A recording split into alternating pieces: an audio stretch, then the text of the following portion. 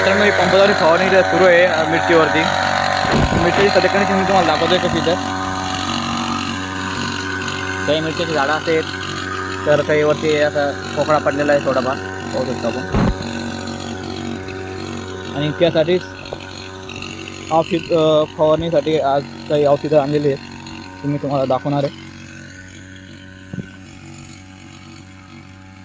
मॅथ्युरिन आणलेलं आहे मित्रांनो. मॅथ्युरिन आहे, त्यानंतर ब्रॉन्यो आहे,